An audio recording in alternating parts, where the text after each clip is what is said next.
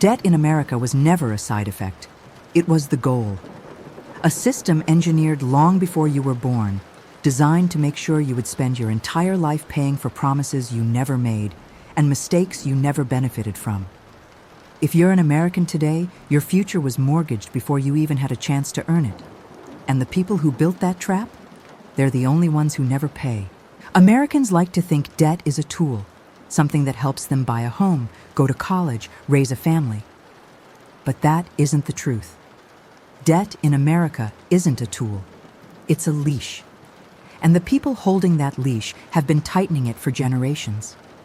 To understand how deep this trap goes, you have to start with the original lie, that borrowing was harmless, that debt was manageable, that more credit meant more freedom. But governments discovered something far more dangerous and far more profitable. Borrowing is easier than taxing.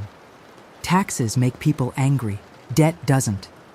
Debt lets politicians expand armies, fund programs, and win elections, without ever telling voters what the real cost will be. Once a government learns it can borrow from the future, it never stops. Because debt is addictive. It lets leaders spend money that doesn't exist. It lets banks profit from loans that will never be repaid. And it creates a permanent class of citizens who wake up every day already behind. America didn't fall into a debt crisis. It was guided into one, step by step, law by law, crisis by crisis, until debt became so normal that people stopped questioning it.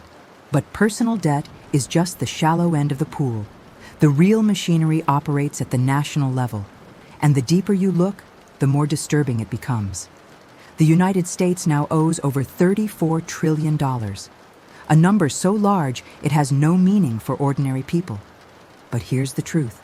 America will never repay it, not because it can't, but because repayment was never the plan. Government debt isn't meant to be paid back. It's meant to grow.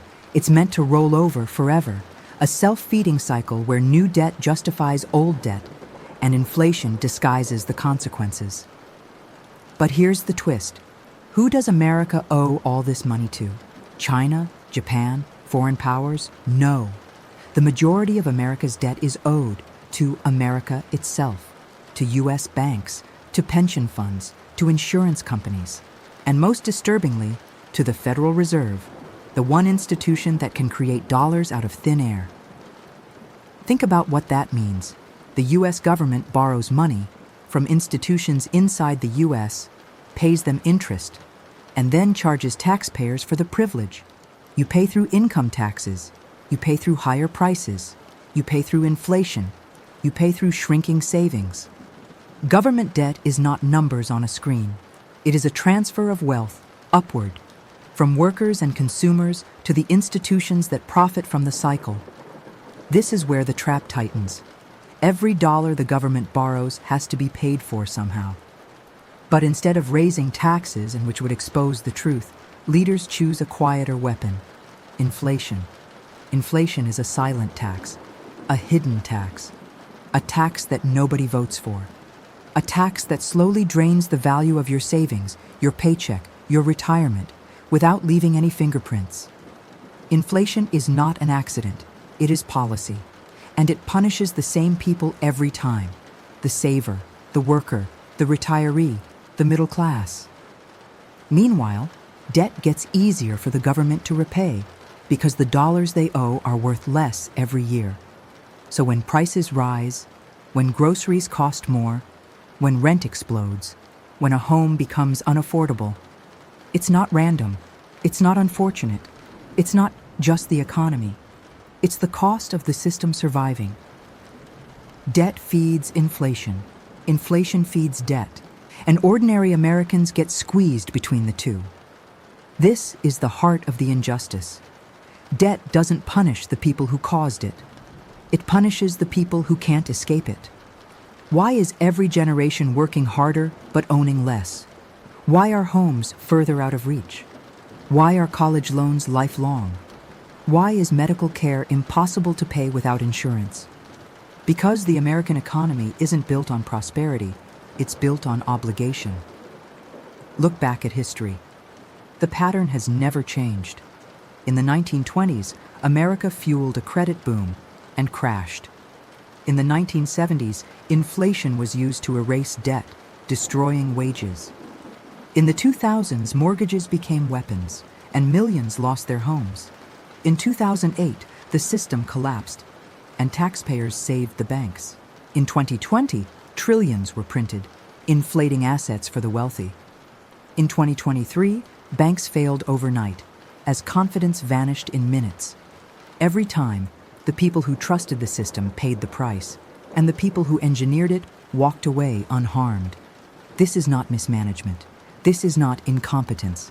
This is how the architecture was built. A financial system designed on one rule. When the rich make mistakes, the poor pay for them. When the system fails, citizens absorb the cost. And when the debt grows, power grows with it. The idea that you can escape the debt trap by budgeting better, working harder, saving more, it's a comforting lie. People aren't drowning in debt because they're irresponsible. They're drowning because the system requires it. Debt is the product. Your lifetime of payments is the revenue stream. And the American dream? It's collateral. The trap was never meant to free you. It was meant to bind you. But here's the part history makes very clear. The debt trap only works on people who trust the system.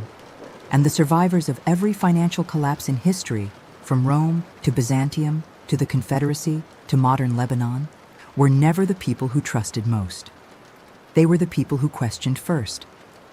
So the real question isn't whether America's debt is sustainable. It isn't.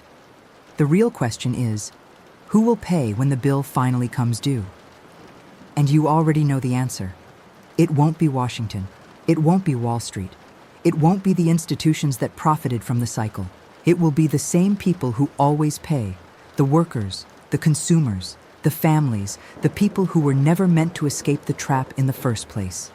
If this forced you to see the system for what it is, subscribe, because in a world built on financial injustice, understanding the truth is the only protection you have.